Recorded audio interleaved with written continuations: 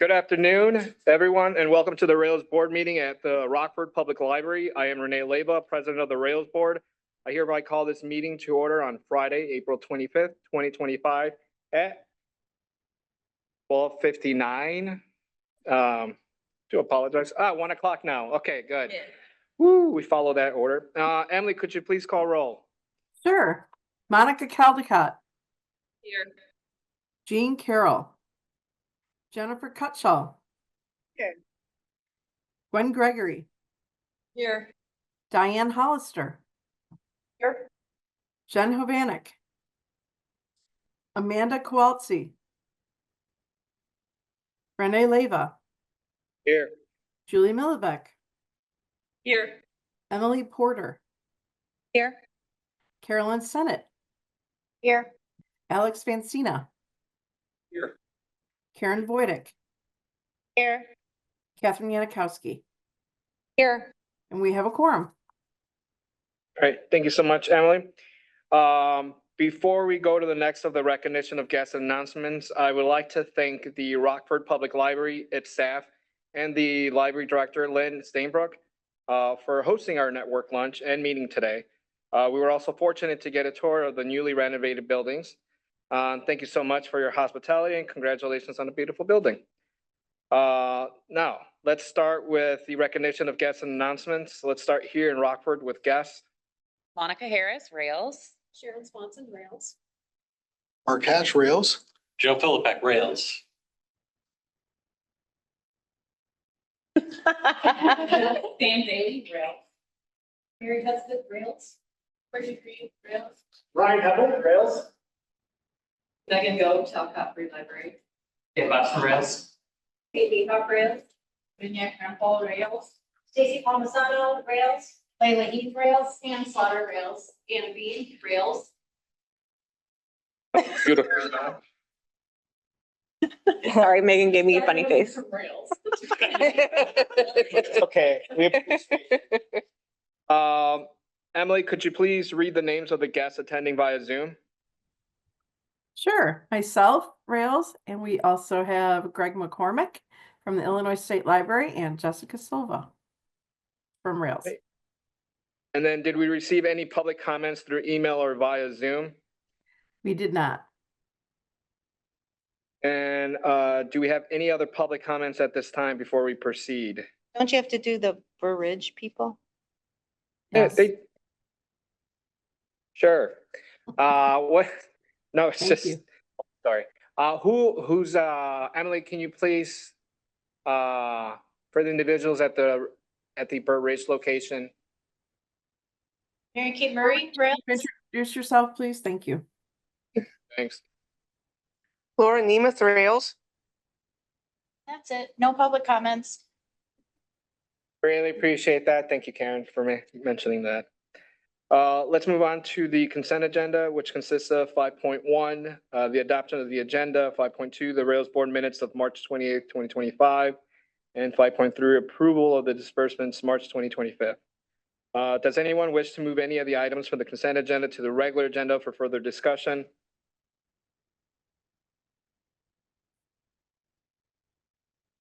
All right, thank you. May I have a motion, a second, to approve the consent agenda as mentioned?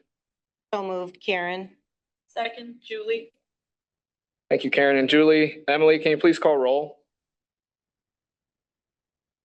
Sure.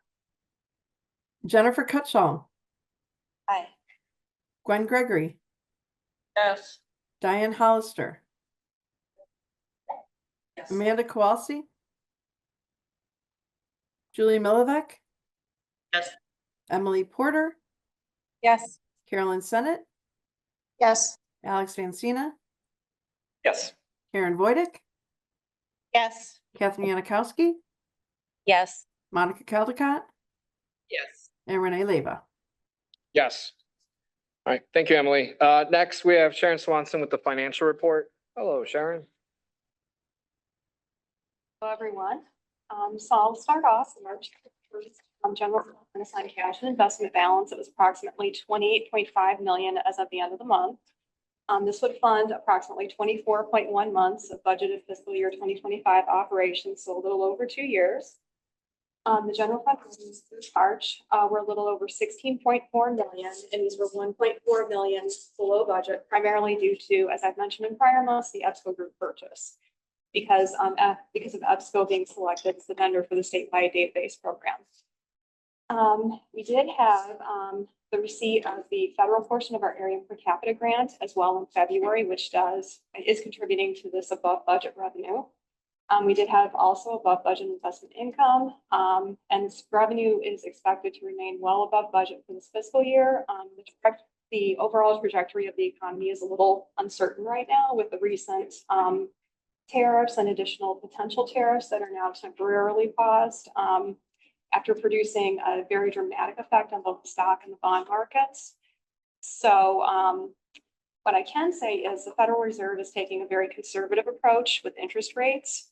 And as of their last meeting in March, the board is confident that interest rates will be cut during the second half of this calendar year. But as of right now, we're expecting their next meeting early in May, I believe May 7th, if I'm remembering correctly. So we'll know more at that point. Interest rates for our money market accounts are continuing to decline closer to the Federal Reserve's key borrowing rates. As of their last meeting, signaling more certainty about these cuts happening. So that's pretty much all that I can share at this point, but we know how volatile things have been, so that could change tomorrow even.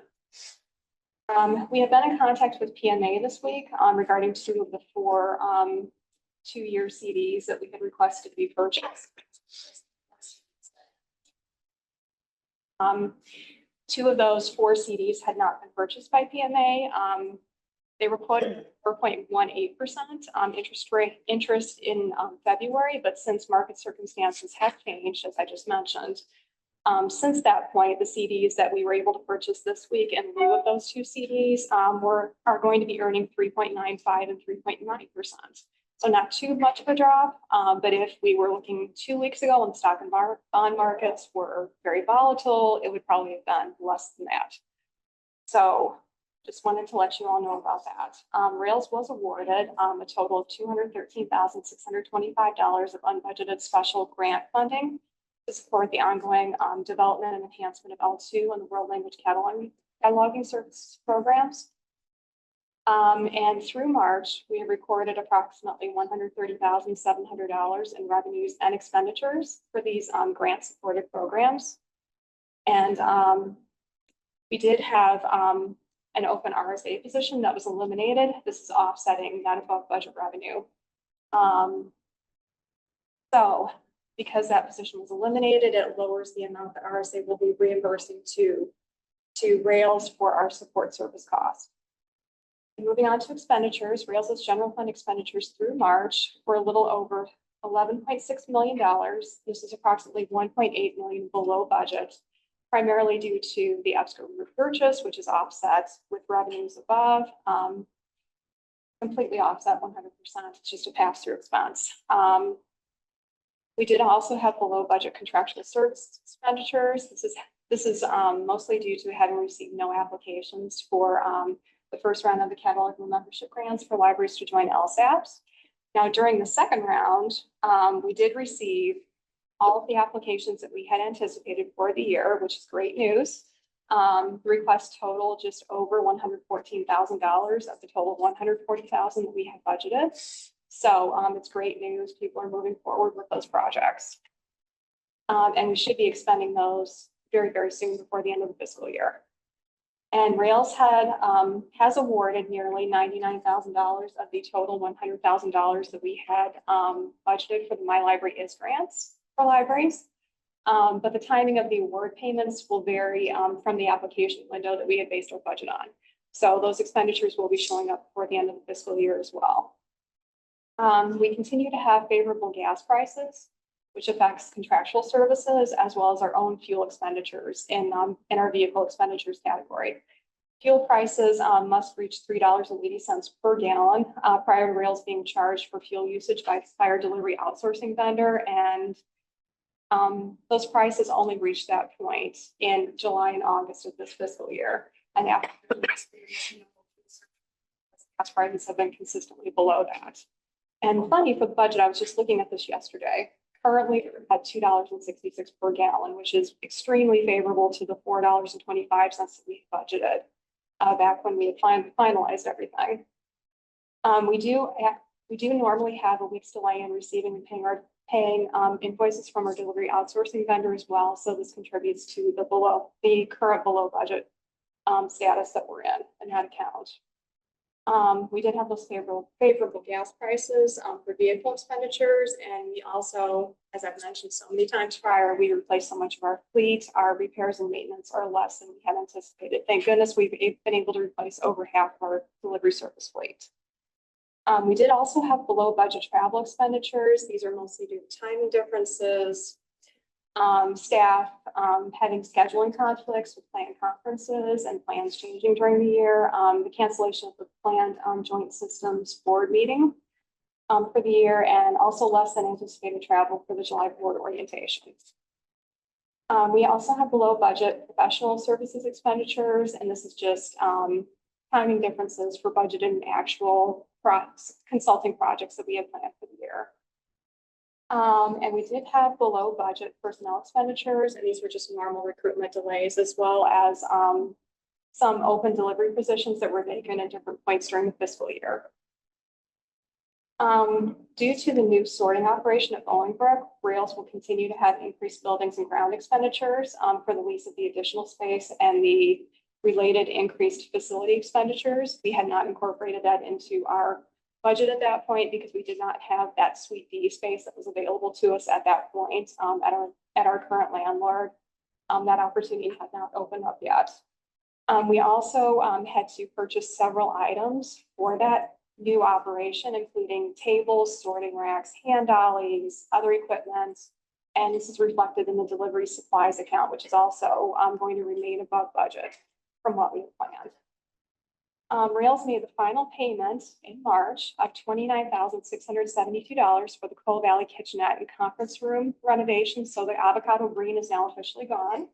We are into the 2025 era, which is great. The project did come in $2,079 above the $50,000 that we had budgeted, but due to the amount of work that was required, one day they had to have a crew of, I forget how many men, to actually pull the doors off the sliding doors and move those down the stairs. So it's no surprise that we came in just a little bit above budget. During March, Rails received the final 2 box trucks that we had ordered as a part of our vehicle replacements. Due to a misunderstanding in the order, we're returning those 2 vehicles to the dealership. A replacement for one of those vehicles has been ordered and is being fitted with a lift gate for delivery to us very, very soon though. So, Was that the problem? They just didn't put lift gates in it? no, actually, we had requested that the engine be increased, and when the engine was increased, everything else was increased. And the weight limit went up. So our drivers would have had to have had an increased CDL. license. Yes, a CDL, basically to drive our vehicles a Class C license. So they were not usable for our operation, but we are in the process of returning those now. And we just received the titles this week in the mail. So we will be able to carry that out very, very shortly.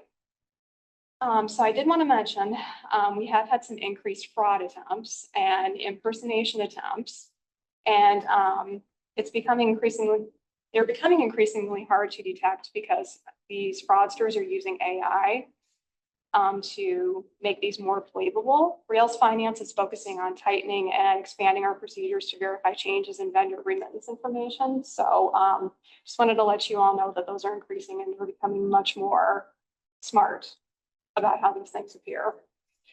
And I did want to mention that my department and looping in Joe as well, we're at the end of our 5-year agreement with our auditing firm, Lauterbach and Amen. For our fiscal accountability policy, we need to go out for a request for proposal every 5 years for a new audit firm. So we've solicited proposals from 7 total firms, including L&A, Sickich, Sullivan Fox, Baker Tilly, Whipfly, Hearn and Associates, and Illinois NFP Audit and Tax. We've received responses from Lauterbach and Amen, Sickich, and Sullivan Fox, and we're in the process of reviewing those proposals now. We hope to share more information with you all at the next board meeting. That. Are there any questions that I can answer? Yes, Karen? You do this, the auditing change every 5 years to make sure that you don't, like, if you do it to change auditors so that you have a fresh set of eyes every 5 years, then why is the old auditors still bidding? So, if we are to select our old auditors, I have already decided we're going to ask for some partner rotation to get a fresh set of eyes on things. Okay, Although I hate to lose Jamie, we need a partner rotation at that point. well, that's what I thought, the whole point, and I'm like, well, then they put in for it, and that kind of deletes the whole purpose. Okay.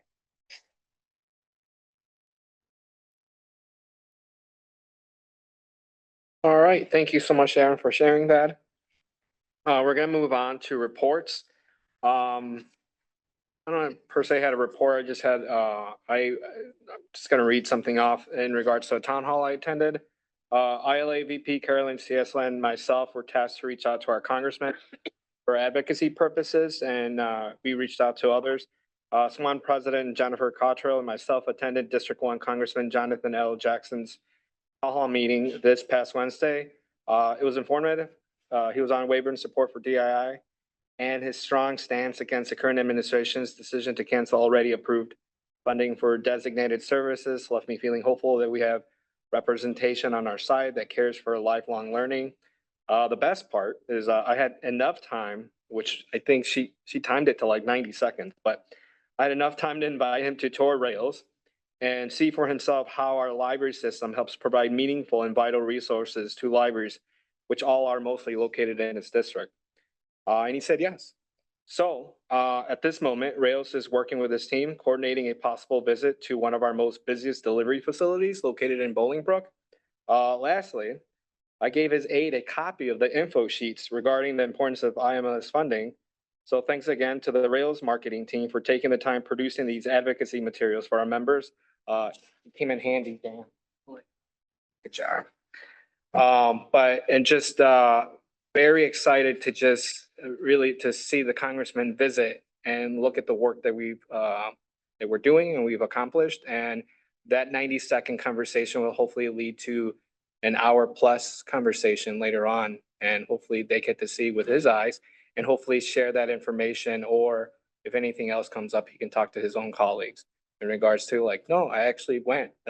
Rails does exist. There's a place, multiple places. So I just want to thank ILA for reaching out. It's not a train.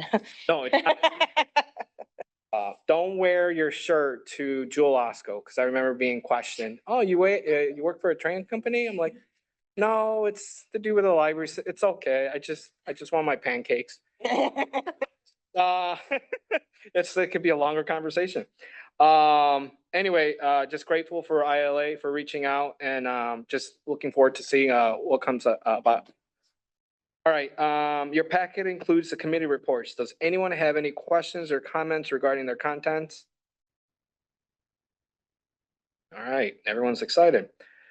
Then we're gonna move on to the Rails monthly report. Monica, you have the floor. Thank you very much, Renee. And welcome. It's so nice to see so many people here in Rockford in this beautiful sunny room. And hello to all of our folks at Burridge and elsewhere.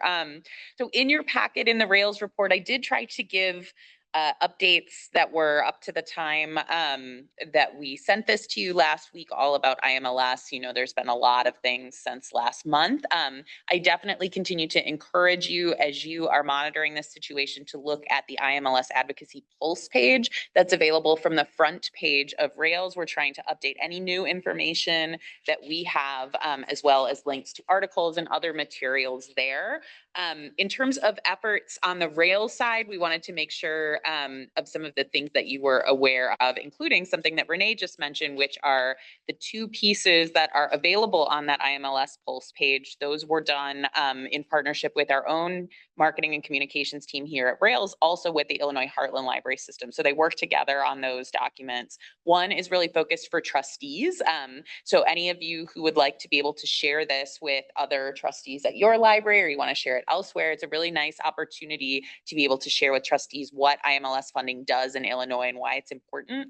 The second sheet is one that is more like an infographic. So that's a really nice way if you're talking to someone and you want them to be able to see those impacts really quickly and to be able to share some of those important numbers. Both of those are available on that IMLS page. So I want to encourage you to do that and also thank our team for their work on that because I think they're really great. We also set up a webinar that we had with Rails members that happened on Wednesday, April 23rd at 1 p.m. I know some of you were able to be there, so thank you for that. We had 165 Rails members in that webinar who were interested in hearing more. Joe did a really great presentation about the value of delivery, and then we had wonderful presentations from members, including John Fisher at the Normal Public Library, and then Sarah Olson and Jennifer Drinka from Antioch, who shared some of the materials that they had created to talk about some of the advocacy pieces that they have done and share what's possible to do. Really great presentations. We were really happy to be able to share that with so many. There is a recording of that that's available if you weren't able to come on Wednesday. We have also had some inquiries from media about this. So we spoke with the Sun-Times. Many of you also saw our board president, Renee Leva, was interviewed for that article. We've also spoken with WGN, and then we have spoken with the Tribune, and the Sun-Times is interested in doing another upcoming story on IMLS. So really glad to see this in the news. We've also seen it regionally in many areas. Many libraries are speaking with their local media about this. So there's a lot of awareness happening. And I think that's really great to see. So that's kind of the updates that we have right now about IMLS. I know that Greg is on the call also, so there will be opportunity to hear from the Illinois State Library as well. We did also include some updates legislatively that are happening in the state. What we included in your packet are bills that have currently crossed over, which means they've moved from their original position in the House to the Senate or from the Senate to the House. That means they have a much higher chance of moving forward during this legislative process. So we did want to highlight those for you. One of them does include the email that you may have received from Secretary Janulius about SB 1550 and House Bill 2747. That is one that is concerned with security and being able to fund security through the grants given from the Illinois State Library. So we wanted to encourage you to take a look at that. If you did not receive that email message, you can see it on the Rails website. So, and there's a link to that in your packet. We are also really excited about the potential of SB 43 and HB 1062. That's one that would amend the Illinois Century Network Act. This is one that our own Ann Slaughter worked with Troy Brown of Heartland and then Kate Hall of Northbrook when they sent a proposal to Public Policy Committee at the beginning of this year. It ended up moving into this grant that would potentially allow for libraries to be considered anchor institutions along with schools. So we're watching this very closely, but this has a lot of potential to be really positive. There is also SJR 13, which creates the University Library and Professional Librarian Access and Transparency Task Force. It's really about making sure that there is a conversation around the importance of having librarians in our public universities. And then HB 1910, and that is the one that has to do with kind of opioid antagonists and what libraries are required to do. There were some changes made to that bill from the original way that we talked about that last month. So I think that's another one potentially to look at and watch. We also were able to release our annual report. I hope you all had the opportunity to see the 2024 annual report. We were really, really happy with how that came together. And again, our communications and marketing team especially did a really incredible job of putting that together. We did share that as part of the Advocacy for Libraries webinar that we did on Wednesday, because we think in addition to being just a great way to share all the things that Rails does, if people are looking for ways to kind of share what their library system does with their library boards or other supporters, it's a great way to kind of go through and see all the things that your library system is doing. So definitely encourage you to use that in ways that you think are relevant or helpful, but go and take a look at it if you hadn't had an opportunity. We're really proud of that work. Also wanted to make sure that you were aware that the Illinois Digital Equity Capacity Grant Program, that grant was submitted. That again is a collaboration between Rails, Heartland, and Carly. Ann Slaughter really led on this project, and it is really resulted in a very strong application. We do not know exactly, how this is going to progress, but I think regardless, the work that was put into that provides a really strong model for technology and digital equity support in Illinois with libraries. So very excited about that and want to thank Anne for all the work that went into that in particular. We also have a conference coming up very soon. That's the iCult conference. It's the International Coalition of Library Consortia. Rails is partnering with Carly, Atla, and Heartland to sponsor the conference this year. And it is taking place in Chicago from May 4th through the 7th. Some of our Rails team here are involved with different aspects of the conference. Mark and actually Joe also are going to be presenting a breakout about physical delivery. Layla and Maggie Toman are actually going to be hosting a dine around, which is great. And I'm going to be co-hosting a breakout for executive directors with SWAN Executive Director Aaron Skog. So looking forward to that as well. And then of course, every month we share this month at Rails top 3. And so I always want to encourage you to take a look at those, but especially noteworthy is on March 19th, we had over 60 attendees at the Rails member meetup in Schaumburg. There's a photo there, and it was really a great opportunity for members to meet. And it did include a presentation by Barack Obama Presidential Library Director, Dr. Ken B. Phillips, which was really exciting. The Slate School Library Census has now opened. And so the deadline to submit information for that was Friday, April 18th, but we're really looking forward to seeing what comes of that. And we also wanted to make sure that you know that the Chicago Tribune pilot project, we've had 17 Rails libraries successfully onboarded into that pilot. So really looking forward to a lot of these things moving forward at Rails, but I did want to open it up in case anyone had any questions or comments for anything that appears within the report.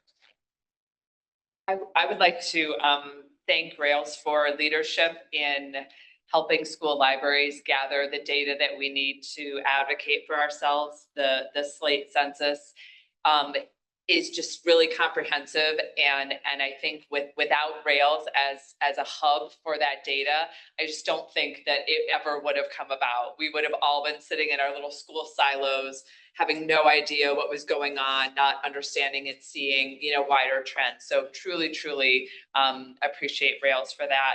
And if you haven't been listening to the Can't Shelve This podcast, truly recommend it. Very fun, friends, to listen to. And I really appreciate the focus on the latest podcast episode was about if advocacy efforts are successful, hopefully working towards the idea of a certified librarian in every school building in Illinois. And yes, if that happens, then we're going to need to certify a lot more school librarians, because right now there isn't a large enough kind of onboarding pathway to get teachers who want to become librarians. And so the podcast focused on, how do people make that decision to change from being a school, a classroom teacher to a librarian, or like me, just changing jobs and becoming a librarian, and what are the universities in our state doing to try to be ready for hopefully the influx of school librarians to be. So I just want to point out those two things that really just really sit well in my heart. So thank you. Thank you. And a lot of work from Rails and Jeanette Durecki on both of those projects. So Truly, thank you truly, for calling those out. Well, Jeanette has been my hero for a long time, and all the awesome things that happen under her leadership really go to show. Yeah. Monica, I think that you probably already do this, but when these bills are passed, do we do a lot of education and marketing to the membership about when they are finalized and what the end result of those bills are? We do include information about these frequently once they're passed so that there's information. And in some cases where there are additional questions for libraries about how they can move these forward, we've worked with Ansel Glenk to create FAQs that can help people to understand what the implications for a new bill might be. Sometimes those come out a month or two, maybe after a bill was passed or moved forward, because it takes a little bit of time to figure out exactly what the implications are going to be. But yeah, definitely something we try to do. But you know, there may be ways that I just feel like I hear about like all of the stages and in my mind, it's already happened. Yes. That's not the case all the time. Yeah, right. A lot of times these are just things to watch, and they haven't happened yet. So yeah, the time that they happen is really when it's most important that people find out about them. Absolutely.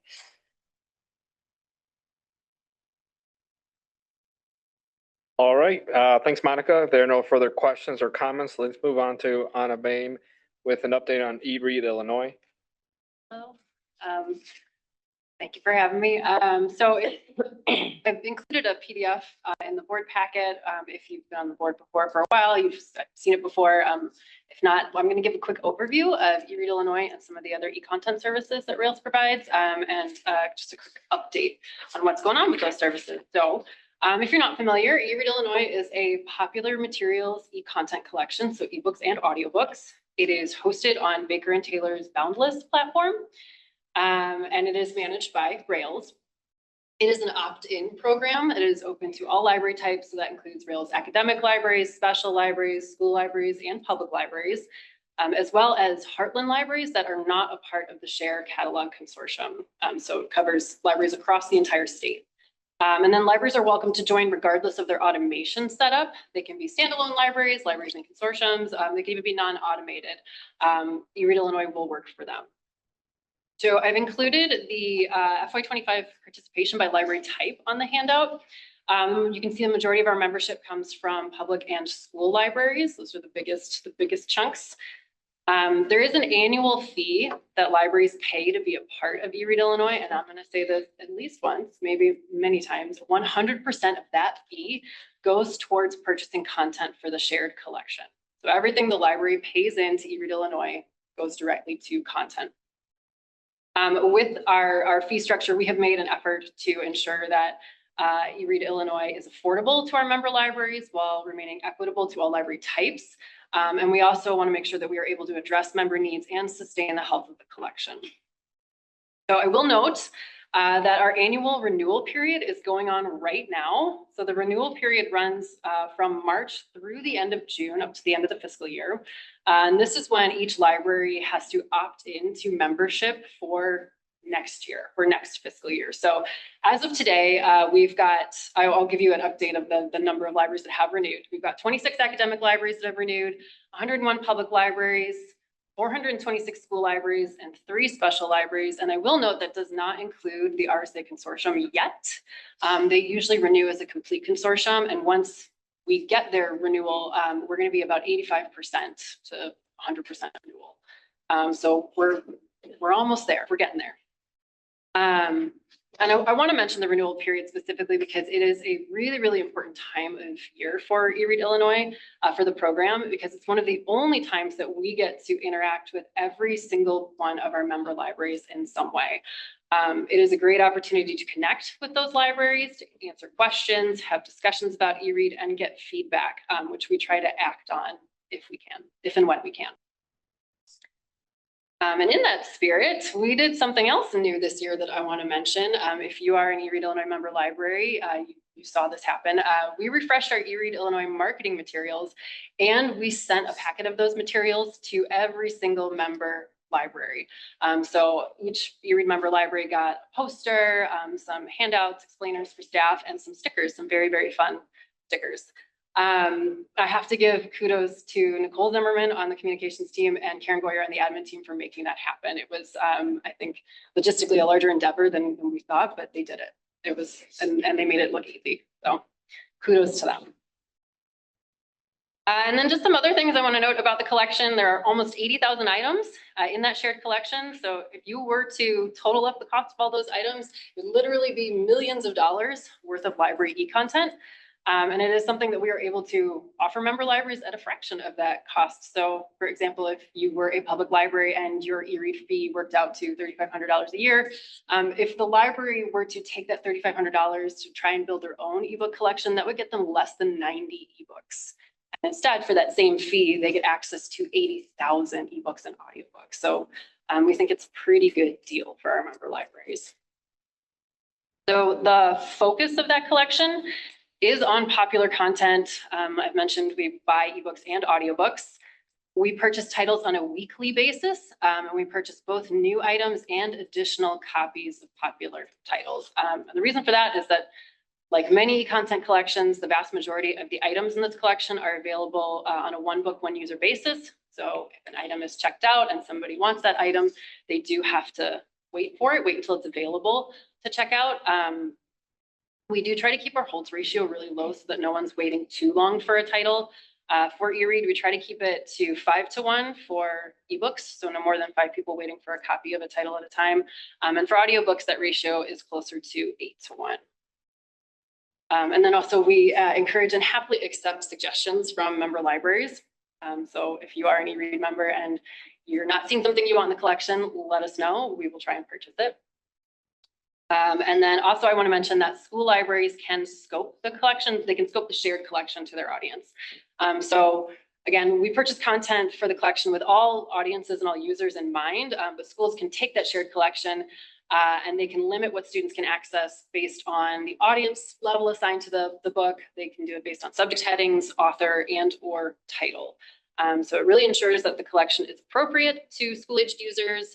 And as far as we're aware, Boundless is the only e-content platform that provides that level of control for school library members. So we really value it for that reason. And so do our schools. And then I've provided some updated statistics about the collection, including the number of items for the K-12 audience, as well as an update on the number of items in Spanish that we add to the collection. So we are adding Spanish titles on a weekly basis along with the rest of the content that we purchase. And then at the bottom of the handout, I just added the top 10 circulating titles of 2024. Something just interesting to know, just kind of trends in e-content. This is the first year in several years where we haven't had a title like Dog Man come out as like the #1 title. We were seeing that a lot in the sort of immediate aftermath of COVID because we had so many school libraries sign up for eRead Illinois when they were looking for ways to provide students with access during lockdown. So for a long time, we were seeing titles like Dog Man or Diary of a Wimpy Kid up there in the top 10. That's changed. And now I think 7 of the top 10 spots were actually audiobooks. So we've seen a big change, a shift in what people are checking out in terms of switching from ebooks to audiobooks. So just wanted to mention that. Okay, and then I'm going to switch gears and talk really quickly about our other e-content service called Inky.org, and that's on the other side of the sheet. So again, just giving you kind of a quick brief overview. Inky.org is also an e-content collection, or I'm going to talk about the Inky.org library specifically. It is an e-content collection, again, managed here at Rails. It is hosted on the BiblioBoard platform. And this is a collection, unlike eRead Illinois, it is available to everyone in Illinois at no cost. So libraries do not need to sign up for it, no annual fees, no renewals. And patrons don't need a library card to access the materials. Everything is available to everyone. And also all of the items in that collection are available for simultaneous use. So no holds, no waits, it's not one book, one user. Everything is available to everyone all the time. There are 3 main parts to that collection. The focus is really on Illinois and Illinois creators. So there's a collection called Indie Illinois. These are self-published ebooks by Illinois authors. There is a collection called Rails Community Collections. These are e-content collections that are created and managed by libraries here in Illinois. These are really popular on the Inky.org library, and they're usually things like local history collections, historical photographs. They could be community cookbooks, they could be community writing projects, and far and away the most popular thing are digitized high school yearbooks. People love going back and looking at the old high school yearbooks. I can't blame them. I like looking at them too. And then the third part of the Inky.org library are the Arcadia titles. There are over 300 Arcadia titles. And these are books about communities, places, events, and people in Illinois.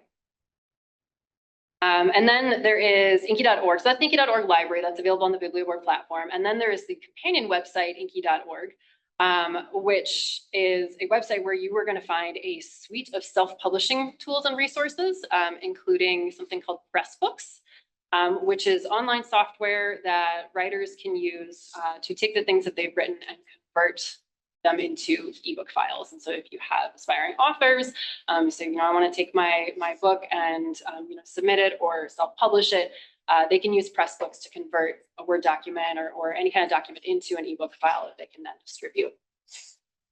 Inky.org also provides writers with an opportunity to submit those ebooks to something called the Indie Author Project. And this allows writers to add their self-published ebooks directly to the Inky.org library. So you can go onto Inky.org, you can convert something you've written into an ebook file, you can submit it to the Indie Author Project, and then in a few weeks you will see it published into the Indie Illinois collection in the Inky.org library. Like the Inky.org library, these services are available to everyone in Illinois, no cost, no library card required. So it's a cool service that we offer. And then I added some updated statistics in terms of the views that we've seen for the Inky.org library, as well as the number of ebooks submitted to the collection. And I do want to add a caveat to the number of ebooks that have been submitted to the collection. They do not include the month of April, the submissions from the month of April. And I mention that because we see a surge of submissions to the Indie Author Project during the soon-to-be famous Illinois Author Project. When that contest opens, though, if you want to enter that contest, you need to submit your work through the Indie Author Project submission portal. And so we get a surge of submissions at that time. And that is going on right now. I believe that contest opened up at the beginning of the month. So those numbers don't include the additional submissions that we've seen, but I'm sure I will be providing you with those numbers in next month's report. That's my update. Any questions? Actually, I had a question. Yeah. So anybody can submit an ebook. Mhm. Does it get reviewed? It does. Okay. It is reviewed by BiblioBoard, by the vendor that we work with. And they do take a look for copyright violations and things like that to ensure the quality of the work. So yes, there is a review process, I should say. Good questions. All right, thank you so much, Anna. Greatly appreciate it. She's like, I'm running away. All right, let's move on. Next, we have Greg from the Illinois State Library with the Illinois State Library Report. Hello, Greg. Hi, Renee. Thank you. And welcome, everyone. It's good to see you, at least from a distance today. So I'm going to work a little bit backwards from my notes, I think. So forgive me. I want to start with the Secretary of State's budget for FY26. We have now concluded our budget hearings in both the House and the Senate. And I will say that those went favorably for his operations, support of library and literacy programs.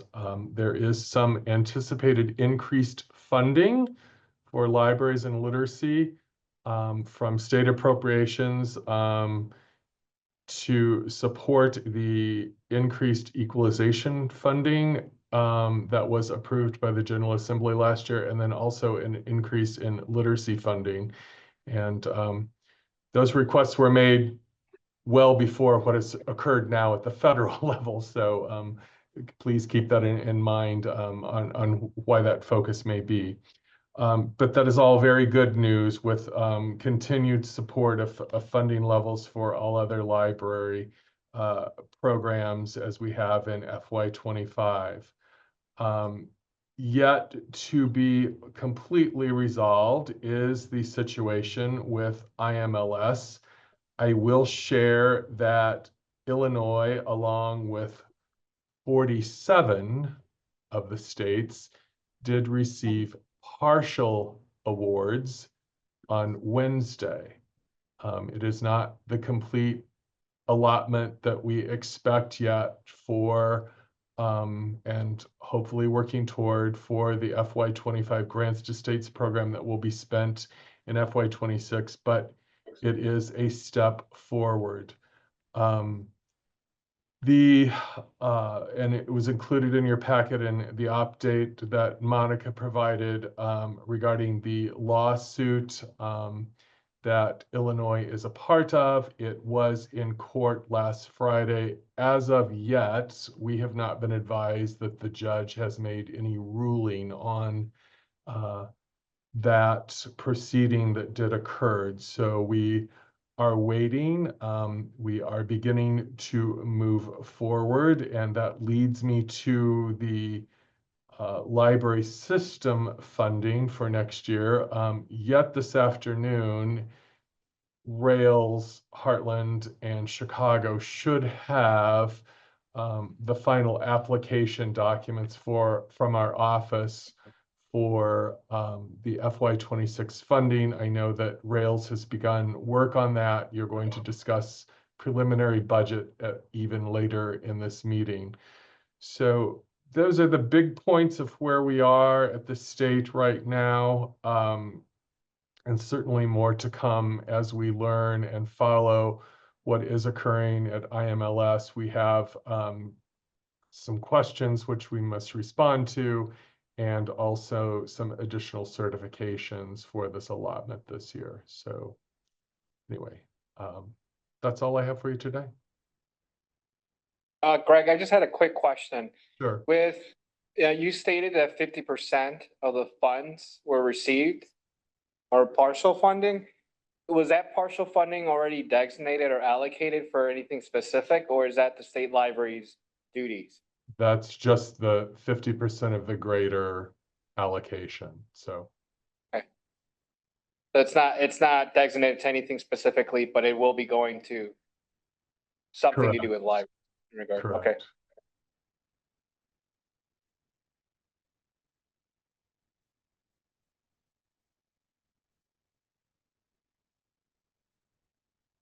Does anyone else have anything to add? All right, Greg, like always, thank you so much, you and your Thank team you. for everything you're doing.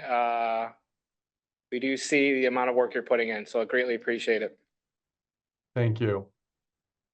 All right, we will move on to new business. We have Mr. Joe and Mr. Mark. How are you both doing today? You look great. There you go. Smiles. I love it. With the capital assessment review, go for it, guys. All right, thank you, Renee. Good afternoon. So in your packet, you'll find a short memo and just a copy of a couple different portions for our Burr Ridge facility. Some of you may recall that in early 2024, we had the principal consultant from BTC, that's Building Technology Consultants Incorporated, attend a board meeting and present the full capital needs assessment to you all. Just as a reminder, this assessment sort of helps lay out the necessity and the anticipated timing and the projected expenditures for capital improvement projects over the course of a number of years. And of course, it allows us to anticipate needs rather than just reacting to problems in the moment.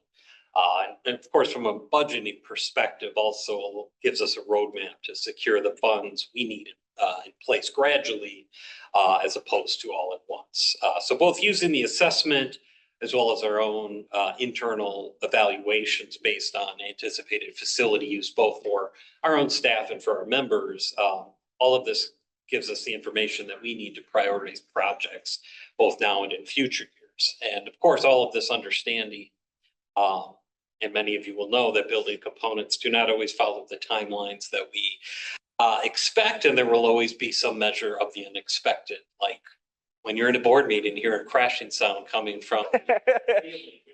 As an aside, I'm happy to report, we think it was just really windy. We went up on the roof, there was nothing to be found. So I don't have anything to report we didn't spend money on. So that's but as we are working on the FY26, thought that this would probably be a good time to give you all a brief update on both the completed and the current work being addressed right now, as well as looking ahead at some things that we hope to address over the next year plus. So we have Mark Hatch here, of course, our Director of Facilities and Delivery, who's going to talk a little bit about that. So I'll let you share that, Mark. Thanks, Joe. what I decided to do was to break this down into 4 different categories. Completed projects, deferred projects, current projects, FY 2025, and then future projects for FY 2026. So some of the completed projects have been the partial curb and sidewalk replacement, replaced the deteriorating patio concrete and the safety fencing. We replaced the leaking patio sliding doors with a bank of windows, which we never used these sliding doors anyway, primarily because it would have wreaked havoc with the HVAC system. We installed new fencing around our garbage dumpsters. So those were a lot of the completed projects. As far as my deferred projects, one of the things that we always try to do is to also institute as much preventive maintenance as we can to prolong the life of a lot of the things, either mechanical or whatever. We try and do that as much as possible. But one of the things that we did delay was the replacing of the entire parking lot asphalt. We decided to do some patchwork, the resealing, restriping of the lot, just to keep the cost down. Instead of spending $60,000, we spent $4,000. And we realized that we can get a lot more life out of that by doing those small things versus actually, complete rip-off. We canceled replacing the server room AC units. We really don't need the redundancy as much as we did before. A lot of the stuff is no longer in that server room, so we could actually take that off. That was another big ticket item that we could actually replace until we actually really need to do that. We also delayed replacing the ceiling tiles, the light fixtures, because what we realized is that probably needs to be done at the exact same time we replace the ceiling tile heating elements. Burr Ridge is a very unique building. Our heating elements for each office and for the area are heating elements above in the ceiling. So we thought it'd be better to do a more of a joint, project to knock them out all at the exact same time. But that is something that we will eventually tackle. Believe it or not, those heating elements are from 1969 and they still work. So I'm very, very happy with that. So we can continue to squeak out more life out of those as long as we can. But that is another big ticket item. We also delayed the replacement of our exhaust fans. The exhaust fans that are on our roof, we've got 5 of them on our roof. That's a major project as well. We can also, with preventive maintenance, get more life out of those. That's another item that we can just continue to push the can down the road, per se. As far as current projects, we're in the process of doing our electrical scan of our panels, to determine if there are any hot spots or things of that nature so that we don't have problems down the road. That's not a big ticket item. We're looking at about $1,000 a year, for that project. So, but it's something extremely important, that we need to pursue. Also, we're in the process of hiring a GC, a general contractor. I'm not sure if you realize that some of our precast wall panels are raised higher than others. So you may see a gap in some of the offices, So we had a situation quite a few years back where we had an active the metal that's up under the metal plates that's up under the precast wall panel were actually rusting, which was lifting our wall panels.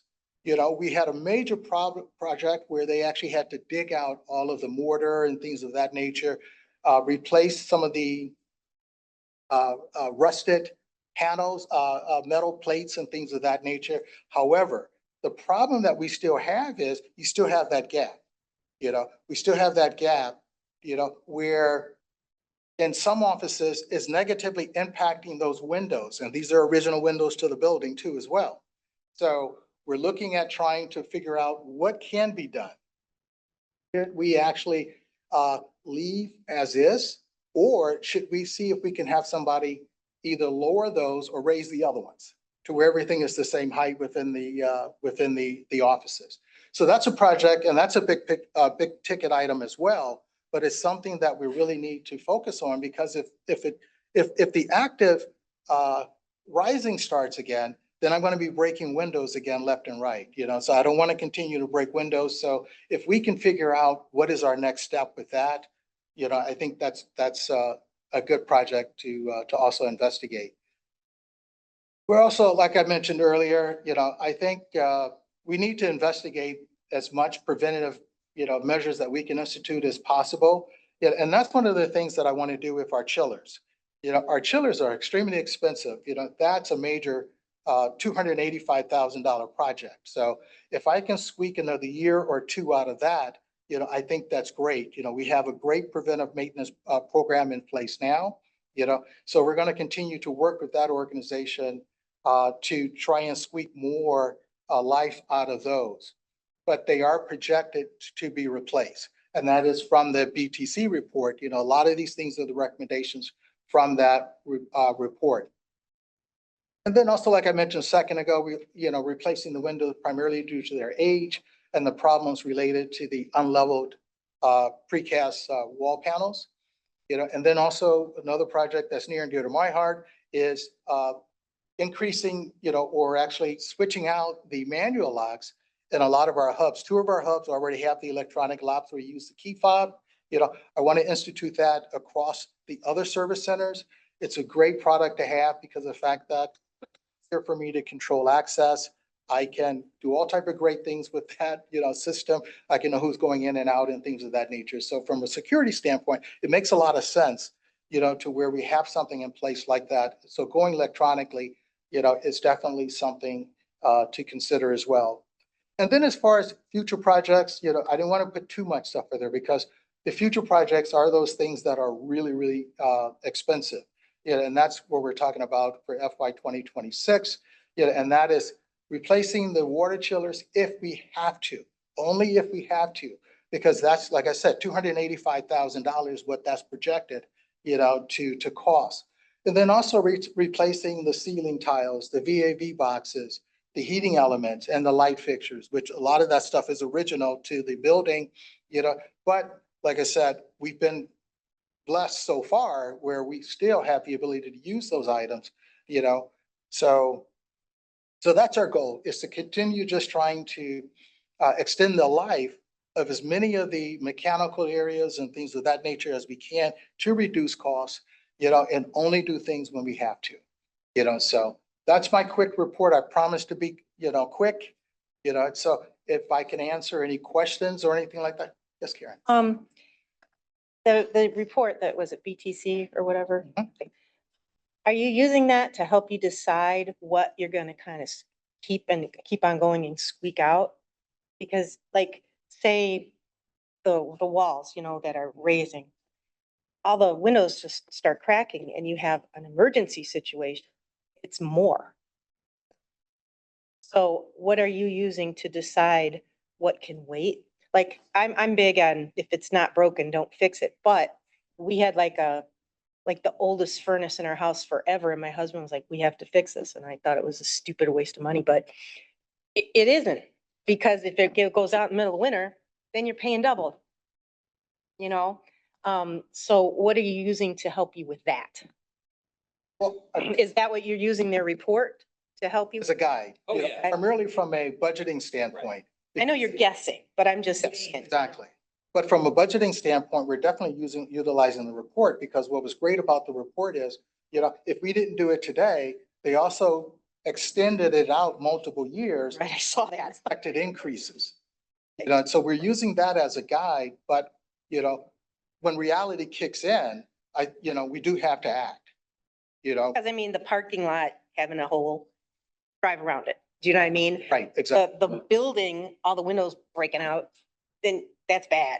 Right. You know what I mean? So like when you had the water main, that was bad, you know, so you don't want to squeak out certain important things. Correct. It's some combination of the reports and then us kind of diligently, obviously evaluating, sort of doing our monthly checks of the facility to see, because with the case of the windows and the precast wall panels, I don't think that those were necessarily a priority in the report or noted as one of the first things. But when we start to see moisture coming in, I was one of those that came in one day and saw that my window was cracked down the middle.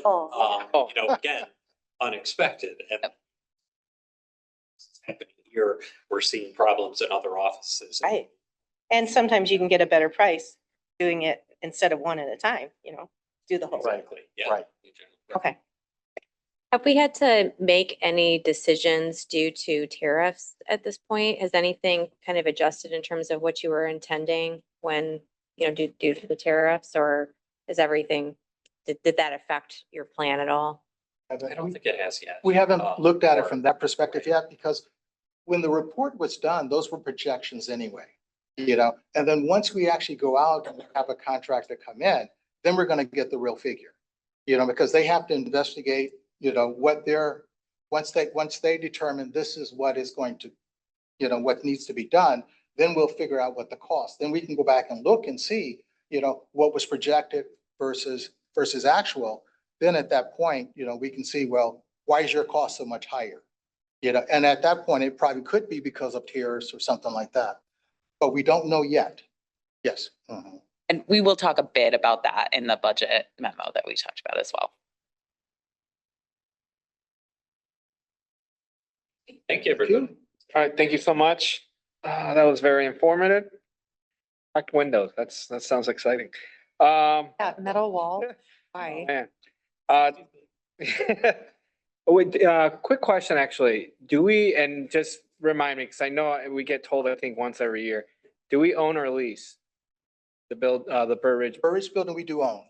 And then, the other ones, the delivery facilities, we all lease? Oak Valley we own as well.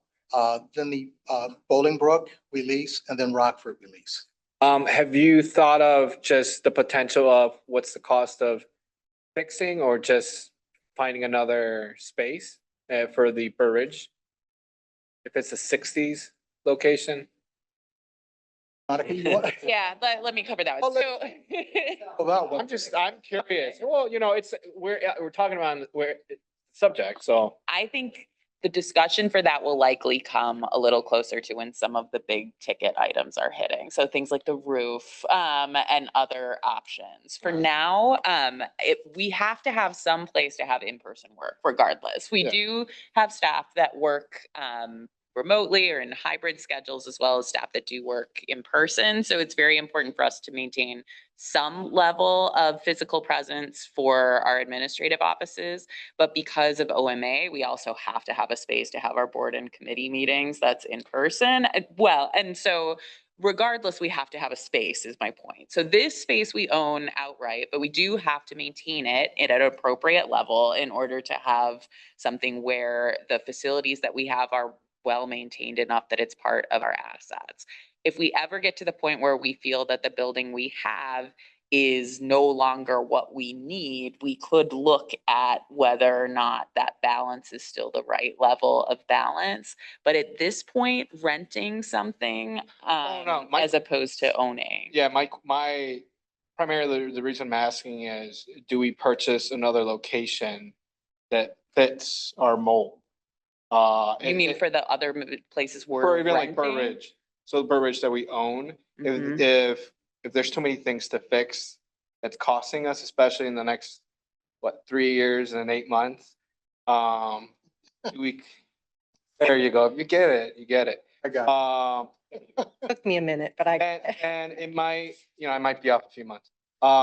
It might be something to consider. I'm not saying getting rid of the building and not having anything. I'm saying having a better location that we're Think not. we gonna put- upgrade. Yeah, an upgrade that we're not gonna put ourselves in a liability, because I'm more concerned with, even at my own library, the liability of, we have a visitor or guest going through the parking lot, gets injured in the parking lot. The cracked window, someone was beside the window, you were working, and the window cracks and it breaks and it, something lands on your head.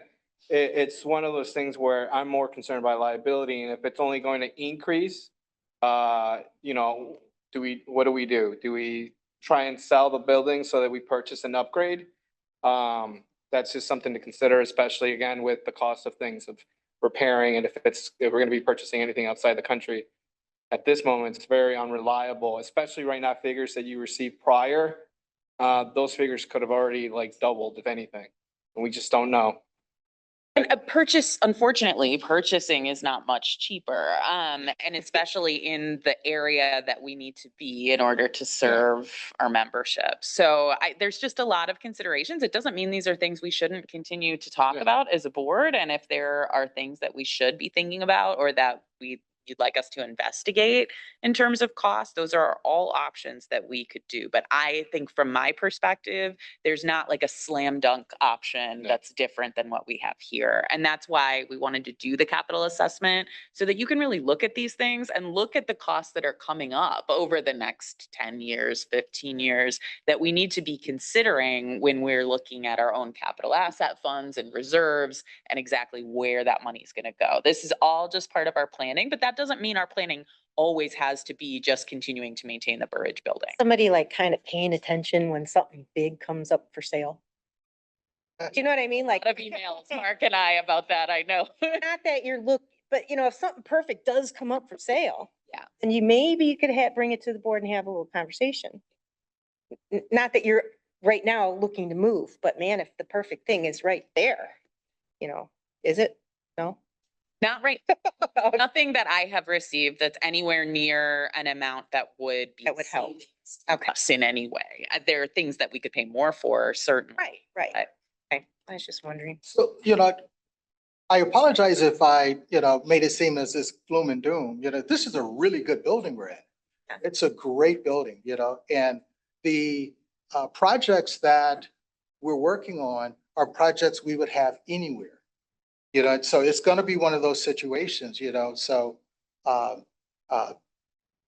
in actuality, what was projected out is not that bad for a building this age. Because of the fact that we've been over the years, making sure that things have been maintained, and that's the most important thing that we've tried to do. But the life expectancy is the life expectancy of things, they're gonna break regardless. And we do really want to share this report with you at least annually as part of our efforts to be good stewards of that building and to be good stewards of Rails finances. So these are good conversations for us to be having because this is all part of what we have to be considering. Always love a good conversation. All right, and this is a good transition. Oh, go for it, Gwen. Or assessment of the Cole Valley building? We have not done a facility assessment of that building. We realized, from our appraisals that we needed to do some certain things. And that's where the renovations kicked in, because we did lose value because of the fact that we hadn't upgraded that building. So we spent a couple of dollars, upgraded that building. We have to do another evaluation to see if we regained a lot of the money that was reduced. But we haven't done a physical facilities assessment, at that property at this point. Yeah. Something to consider though, I think. Yes. All right, so this is a great transition. Thank you both for having and leading this discussion. We have Monica with the budget planning for fiscal year 2026. This is just for discussion purposes. Yes. So thank you, Renee. And we thought that these would go well together, which is part of why we wanted to share this with you all today. So those of you who've been on the board for a while know that typically in April, we do present both a budget memo and then also a draft operational plan, which we then present again in May.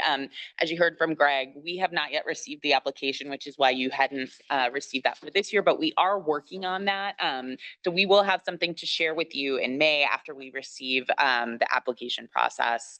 So we're looking forward to being able to share the draft operational plan with you also. But in the meantime, we wanted just to share with you some of the considerations that we're thinking about in terms of our own budget planning as we move forward. We had received communication from the Illinois State Library that we should plan to fund for or to develop a budget based on level funding, which is what we're working on. And so what you saw in this memo are just some of the things that we're thinking about as we put that budget together. And so there are some things here that are both sort of increased costs that we know are coming and that you will see in the budget, but also just some considerations in the world that we're considering as we look into our budget. So one of those things, as you saw in that first paragraph, is our investment income. So last year, our investment income, we had budgeted at being around $1 million. For next year, because of changes that we think might be happening, we're projecting that investment income to be lower at $650,000. We are also looking at some additional projected revenue, including E-rate, which is great because that's a change from last year. We are still looking at things like interest rates. So as Sharon mentioned in her financial report, the next Federal Reserve meeting is May 7th. So we'll know a little bit more about interest rates at that point.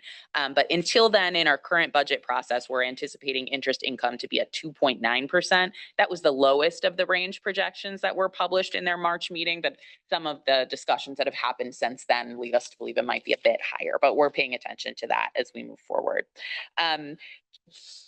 Because in our last budget, this is also something Sharon mentioned in her financial report, we did not have the increased cost for Suite D and Bolingbrook in this year's budget. So those will be included in the fiscal 26 budget. So you'll see that there.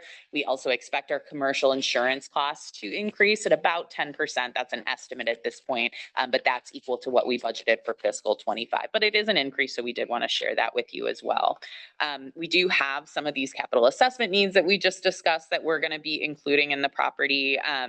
That's things like upgrades to grid and drop panels around lighting that we talked about, potential asphalt replacement, server room reconfiguration that we had talked about, some carpet and office furniture replacement, electronic and lock and fob systems for consistency, and then 2 commuter fleet vehicles that were scheduled for replacement that we're pricing out right now.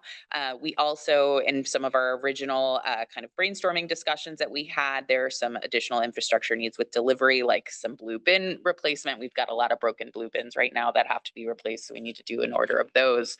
And we're also looking at working with GeoMark. Some of you might remember GeoMark does some route efficiency for us, so we're going to be working with them to see if we can find some additional efficiencies for next year. We also have an additional 2 delivery vans that are scheduled for replacement at our Rockford location. In addition, we are looking at a laptop replacement in this next year, which we have to do every so often because they're at end of life.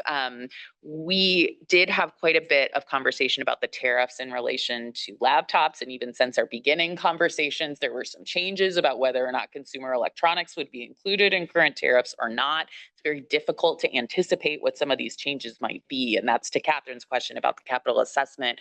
We expect to see a lot of increases on a lot of the types of goods that we might see in building costs or in things like electronics. So we will project out as best we can what those will be, but because they change so frequently, we just might need to understand that what we budget might be different than what ends up. And, you know, Sharon always does a really good job of explaining any changes that exist because of that.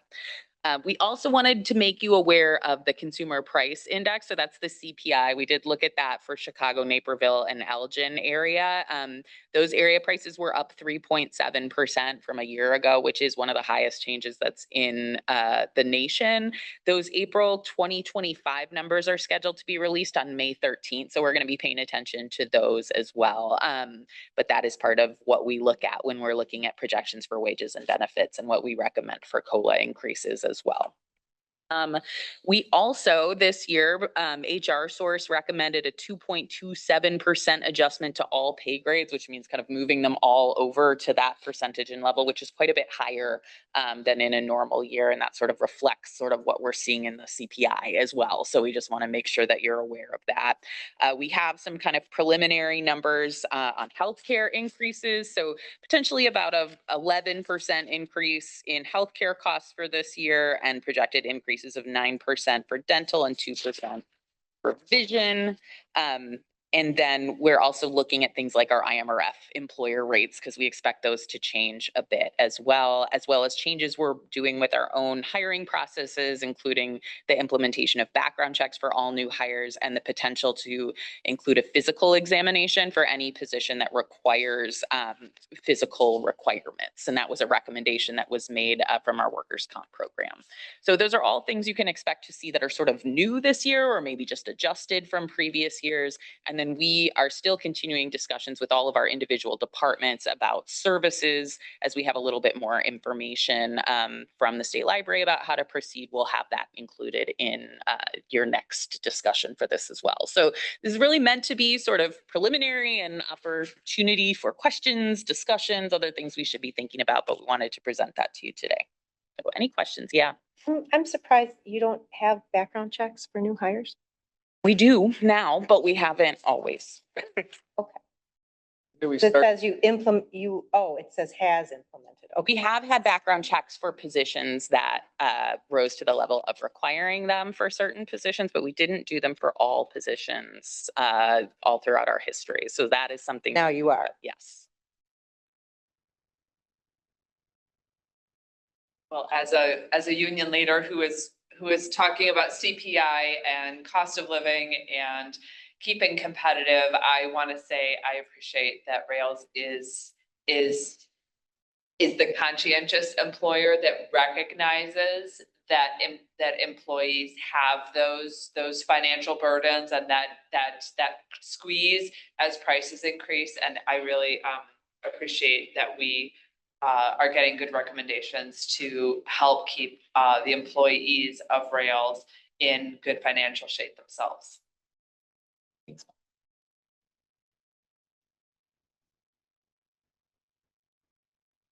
All right, thank you so much, Monica. Welcome. Let's move on with Jessica. She has the 2025 certification report. Good afternoon, everyone. I will be talking about membership and certification. First, I want to say thank you to the certification team, Emily Bailey, Stacy Palmisano, Renia Krempel, Mary Kate Murray, and Karen Guer for all their hard work in helping all of our member libraries through the certification process, which libraries must do to maintain membership. This process takes place January through March, and every year we get to March, and it's not uncommon that we have some members that we haven't heard from toward the end of the certification process. The team is extremely proactive about reaching out to libraries about this, multiple phone calls and emails. And this year we actually included a physical letter mailed to members in our certification efforts. They also reach out to me, and I'll reach out to members as well to try to make sure we get them recertified and offer a lot of help, anything we can do to help them get it done. Through the process, we inevitably come across libraries at which circumstances have changed. So that might be they no longer have a librarian. In some cases, the institution or the library closed, or they are no longer interested in membership for whatever reason. So when they do that, we do involuntary withdrawal, and that means they get withdrawn from the system. While this is unfortunate, they just haven't responded to anything. We've called, we've emailed multiple times to get a hold of them, and there's a lot of effort on the side of the certification team to make contact with these folks. We're presenting this recommendation for withdrawal and suspension of these members, and if this is approved, the Illinois State Library will have final approval. They have final approval on all new members, so they'll withdraw them, and then we'll begin the process, which includes yet another contact to the library. So that's all I have for you. What questions do you have for me? When you sent those letters, were they in red ink? It All was right. carrier pigeon, just kidding. Is this a lot? This seems like a long list, and I can't remember last year, was the list this long, or is this just a lot? I think this is pretty average, and just also trends of special libraries, academic institutions. But this is pretty average. I think it's between the maybe 15 and 20.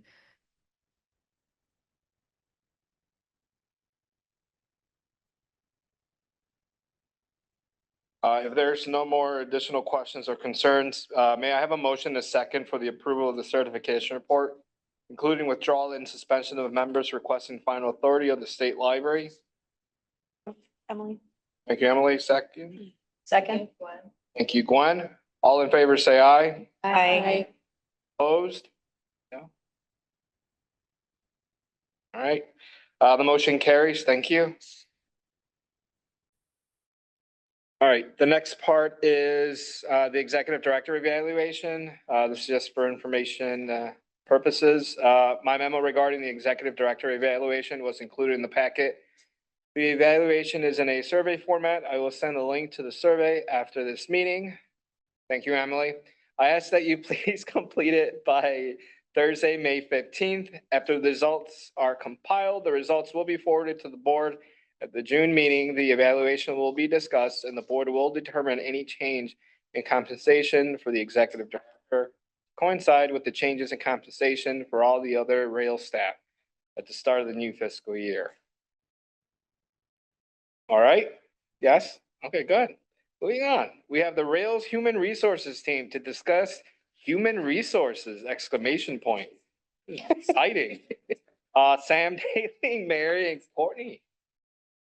Hello, Come on everyone. down. How are you today? So we're gonna be talking about, basically our service of the month is our human resources. It's an internal service that we provide to all of our rail staff. You can find a report in your packet, and in case you don't have one, it's on the screen. So, there's 3 of us in the Human Resources Department. I like to call us the Mighty Three. They say a 3-strand cord could hardly be broken, and that has been said true to our team. I am the Human Resources Director. Mary Hudspeth is the HR coordinator. And last but not least, Courtney Green, she is our HR assistant. So we're just gonna talk a little bit about some of the services that we provide at Rails to our staff. And we broke it down into several different sections to talk about. The first one is talent acquisition and retention. So as you know, recruitment is one of the most rewarding yet challenging parts of our job, especially in this climate, but we have made it work. Yes, ladies? We tend to start with pre-screens, we do phone screens, we deal with hand in hand with our hiring managers to ensure that our interview questions are equitable and relevant. We do have an HR database that our HR web developer internally has created for us, so everything's housed in one place so that there's constant communication between hiring manager and us as the recruiters. We also ensure that onboarding is a very big part of our process, and we want to make sure that people feel a sense of belonging during our onboarding process. We have just moved to an electronic-based system where we ensure that all paperwork is done electronically beforehand. We are paying people for that time, and then so we can get the opportunity during their first day for them not to feel overwhelmed and consumed with a lot of information, and it's more digestible for them. So that's been said to be true. We also do a 60 to 90-day check-in meeting. So I meet with all new hires, which is not necessarily, it's our standard of practice, but it's not common in a lot of industries. But I find this to be a very high retention tool. And so we do a 60 to 90-day check-in meeting. I meet with all new hires to see how things are going, to check the temperature of things. I do have a set of structured questions that talk about how's your relationship with your supervisor, how's it going with your coworkers, the things that are happening in alignment with what you're expecting. Was your expectations any different from what's actually happening in your job and your role? And it's usually confidential, unless they say something to me that I have to address. Appropriate of any nature, I would have to address it.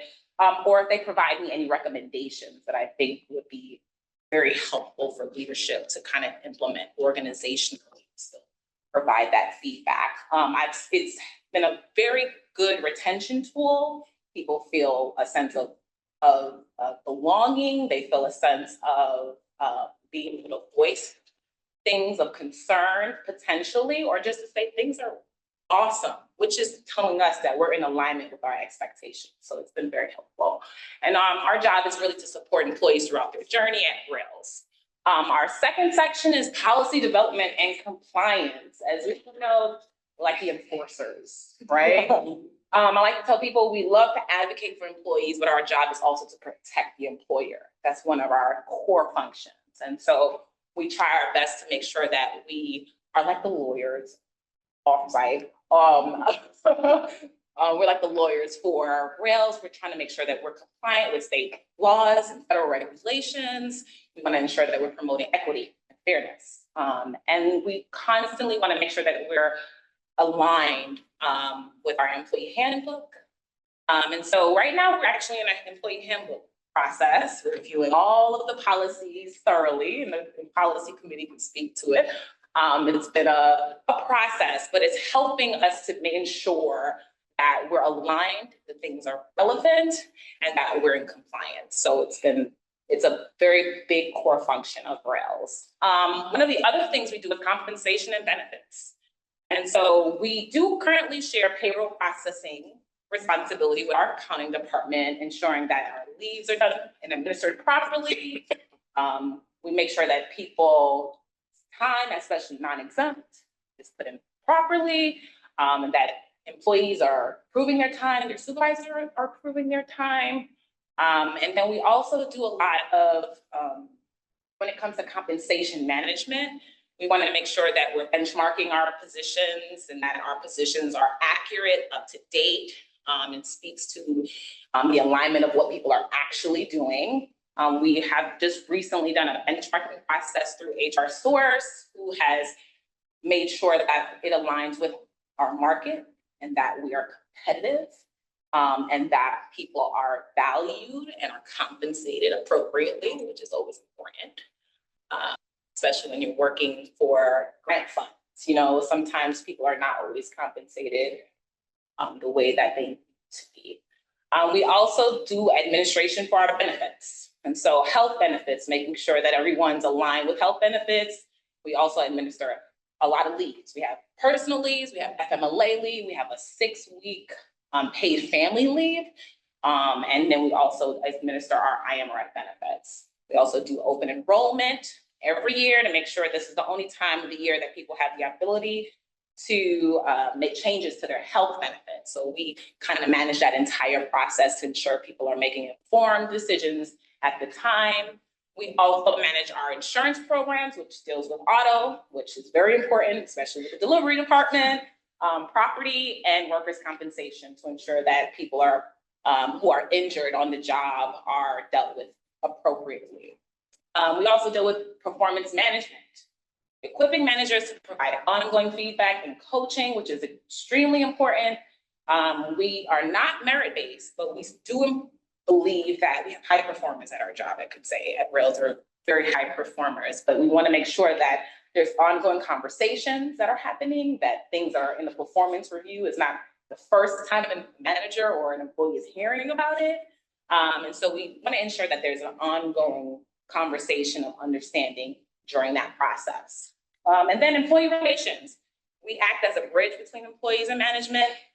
We want to promote a culture that gives you a sense of belonging, a sense of equity. All of us in some capacity are in certain groups or committees, I should say. I'm a part of the climate team, Courtney's a part of the digital accessibility team and the staff engagement team. So we want to make sure that our presence is there so that we can provide the necessary feedback that will allow for the health of the organization and the integrity of the organization. And so I'm going to pass along some of our projects that we have been doing for this year. And Courtney, I'll let you take the lead. So we have 2025 projects that are underway, like Sam talked about, the employee handbook review that the policy committee is doing.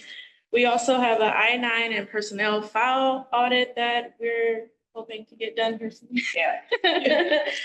We have an HR Insights initiative where we highlight a service or benefit or a resource for staff, which actually just got sent today. See that.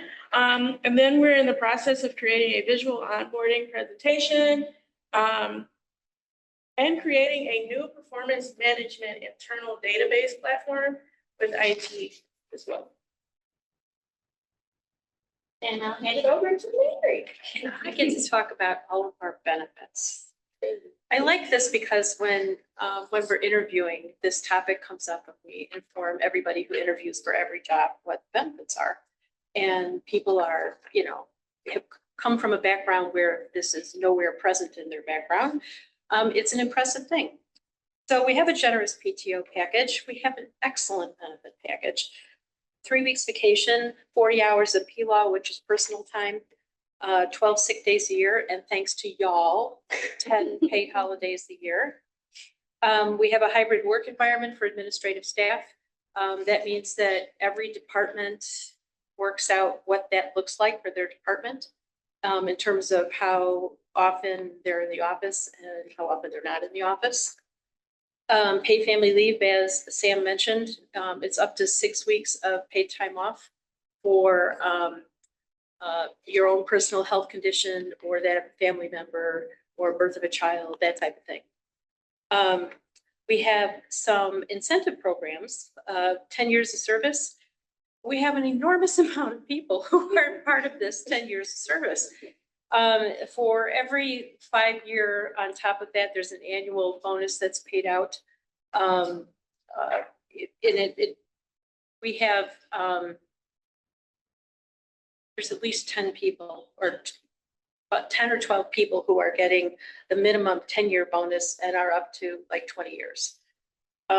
Employee referral program. For hard to fill openings, we ask for employee referrals for the department that it's from. And that means that if we hire that person, the person who has referred the person will either get a financial reward or PTO, some time off. And the amount of that depends on the level of the person hired, whether it's a staff member or manager, director, that type of thing. Annual COLA increase, which is for board approval, as Monica was just talking about. And then the final one, the birthday benefit. This is such a fun thing. After you're here for 5 years, you get a day off in the month of your birthday. And it's words on a piece of paper until it hits you. And then I send you out a nice little email that says you get to pick a day this month. And when the first time you get that, it is a little present. So it's very much appreciated. Okay, and so basically, we're known as either the backbone or the organization. It depends on who asks. But we're here to provide foundational support. We're here to be a dynamic energy and to uphold organizational excellence. And so I hope that we've been able to provide you with our levels of service on a very high highlighted view. And if you have any questions, we'll be more than happy to answer anything. Also union member here. These are great ideas, and I'm gonna bring this to my next negotiation. Mary, I think the birthday benefit just makes me smile even thinking about that. That it's very, very clever and just a very personal thing. Yeah. A very personal thing that means a lot. Yeah. I just wanted to say too, thank you to Sam and thank you to Monica. It's like, I'm so proud to be on the board for an organization that really cares about its staff and it shows in every level, not just at the top. Yeah. Thank you, guys.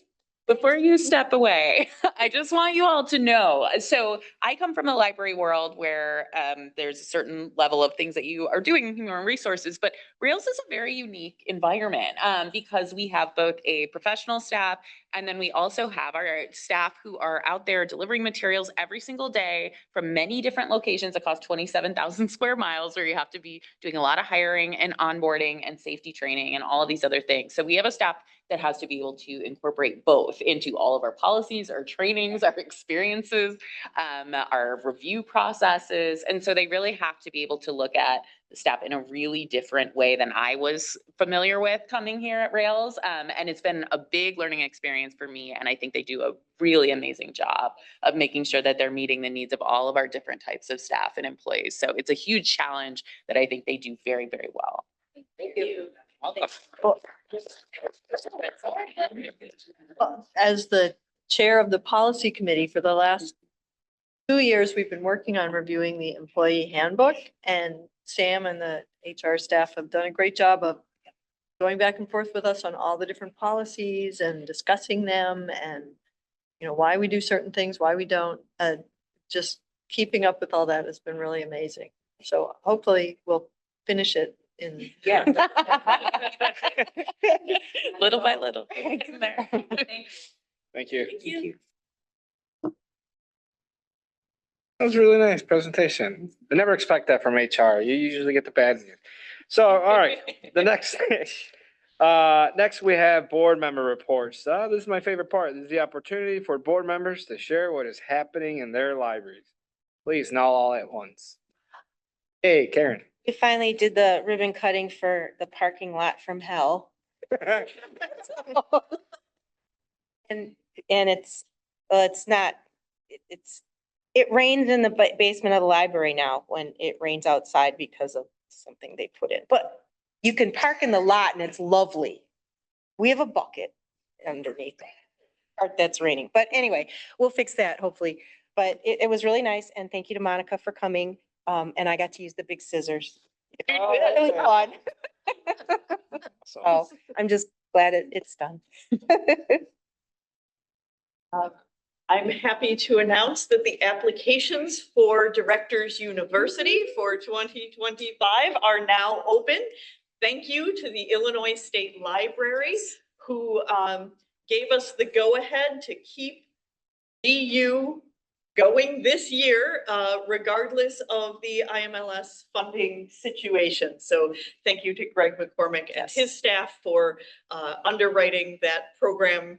No matter what happens with IMLS, if you have someone that you know out there who has not been to DU, is a new director within the last couple of years, make sure that they apply because it's going to be a great time.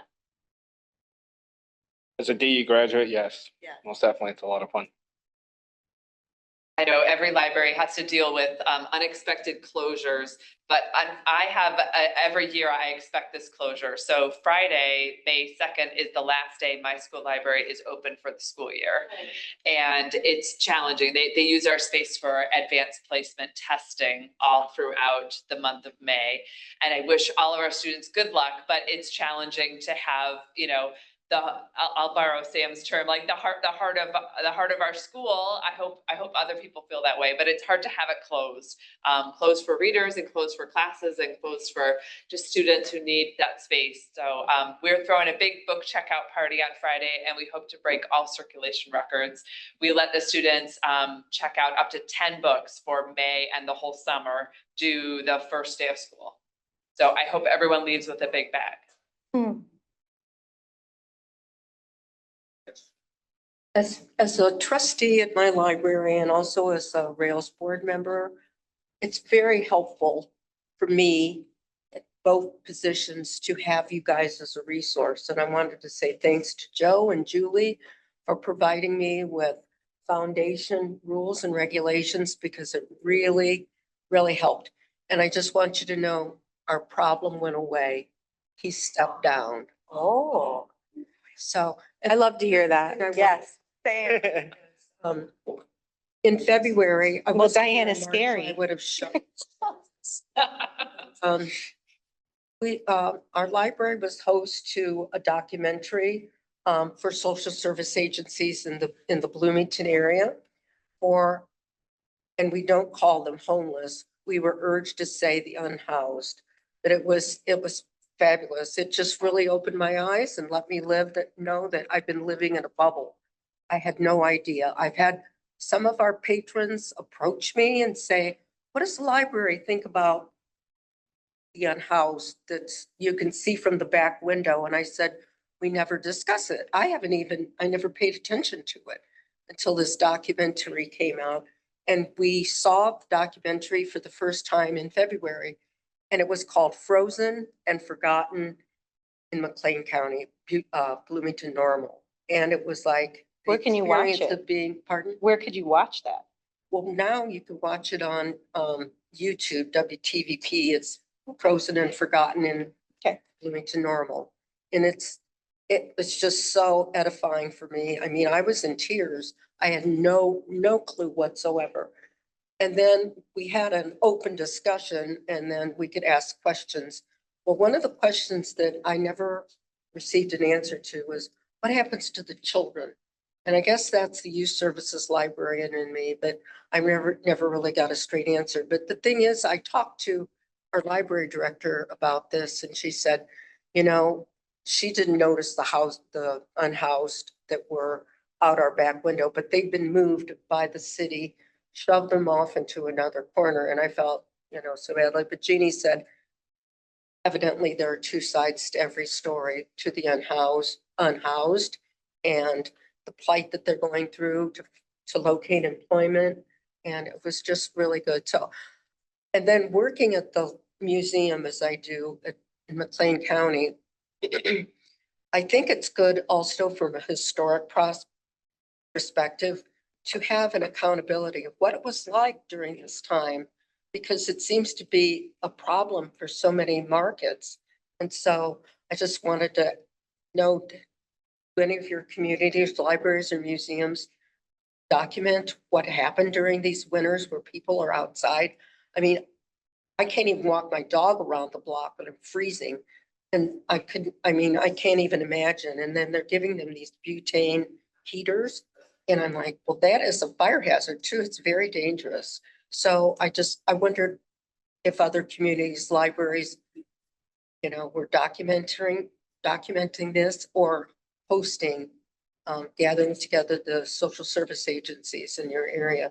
But I think it was standing room only. People even left. I mean, people wanted to know more about it. So I thought I'd just share that because it's just very timely. Thank you so much for sharing, Diane. If that's everything, I want to thank everyone for sharing and for making the trip to this beautiful library. Thank you. I didn't have to go anywhere. Her riding her bike back home. It's gonna be amazing.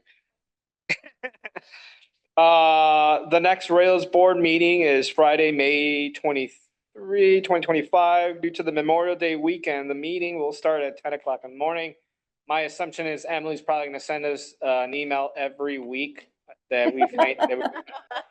There you go. At least. And if you haven't turned in your economic interest, I suggest you do so. If not, you because will get another email from me. You know, I already got a 6th warning from Cook County. It's all good. All in red ink. All right. Thank you again for all your attendance. Have a nice weekend with friends and family. I adjourn this meeting at 2:40 p.m. Thank you.